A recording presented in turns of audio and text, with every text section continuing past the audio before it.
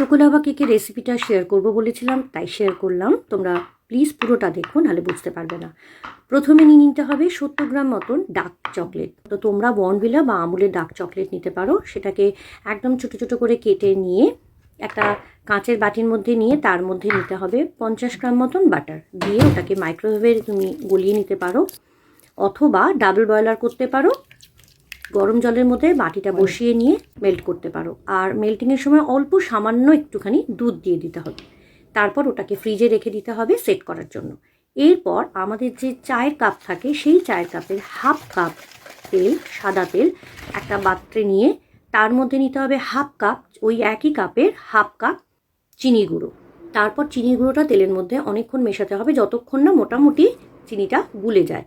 তারপর তার মধ্যে দিতে হবে ওই একই চায়ের কাপের হাফ কাপ ময়দা, আর দিতে হবে 2 টেবিল স্পুন কোকো পাউডার। তারপর সেটাকে ভালো করে মিলিয়ে নিয়ে দিতে হবে হাফ কাপের মতন দুধ, তার থেকে একটু কমও লাগতে পারে, কেননা ব্যাটারটা একটু ঠিক হবে। আর দিতে হবে হাফ টিস্পি বেকিং পাউডার, আর দিতে হবে 1 চামচ ভিনেগার। আর যদি পারো একটু ওই মেল্টেড চকলেটও 1 টিস্পি মতন যদি দিয়ে দাও, টেস্টটা ভালো হয়।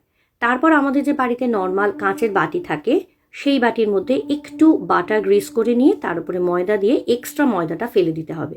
তারপর প্রথমে দিতে হবে কিছুটা ব্যাটার,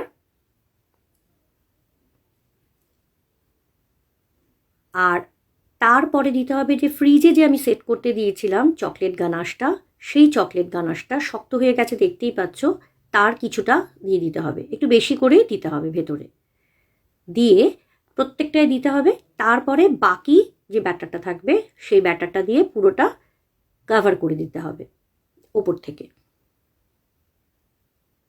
আর আগেই বলেছি এটা কিন্তু কোনো রকম বেকিং হবে না, এটা স্টিমে হবে। স্টিমে একটা কড়াই বা ননস্টিক যেটাই হোক বসিয়ে দিয়ে আগে থেকে একটু প্রিহিট করে নিতে হবে। আর কড়াইয়ের মধ্যে দিতে হবে একটা স্ট্যান্ড,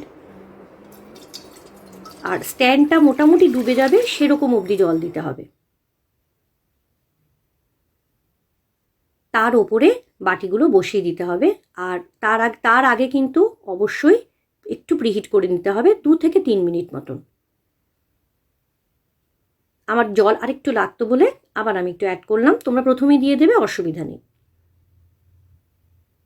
তারপরে ওই যে উপরে যে ছিদ্রটা থাকে সেটা একটা কাগজ দিয়ে আটকে দিতে হবে মুখটা। আর যারা কড়াইতে করবে তাদের তো এমনি যে ঢাকনা থাকে সেটা দিয়ে করতে পারো।